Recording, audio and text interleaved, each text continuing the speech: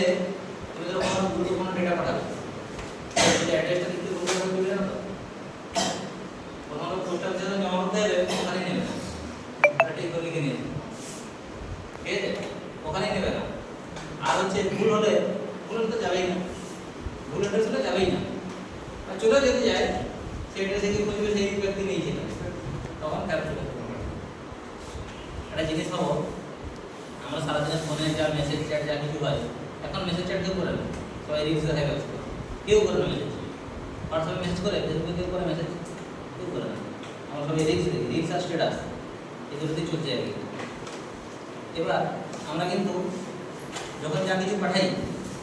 ঠিক আছে, ওরা যদি পোস্ট অফিসের মাধ্যমে পাঠানো করলে কি হবে, কত টাকা খরচ করতে হবে, অনেক টাকা খরচ করে দেবো না।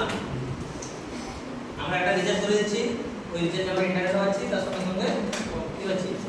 কথা বলতে পারছি, প্লাস ইন্টারনেট পাচ্ছি। তারপর ওটা যদি পোস্টের মাধ্যমে পাঠাই, এই জিনিসটা কমিউনিকেশনে যদি পোস্টের মাধ্যমে হতো,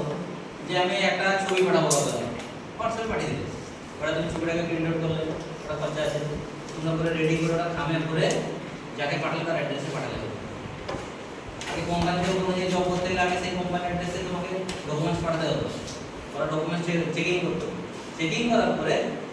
তোমাকে সিলেকশন করবে, সিলেকশন করে তোমরা তারপর কল করবে, মানে আমার তোমাকে চিঠি করে পাঠাবে, একটা দীর্ঘ সময় লাগতো। এখন কি হয়, একটা কোম্পানিতে কোনো ভ্যাকেন্সি আছে, তোমাকে কি করলে ওয়েবসাইটে দেখে নিলে, আর সোশ্যাল মিডিয়াতে অনেক অজস্র সোশ্যাল মিডিয়া আছে, মানে দেখে নিলে,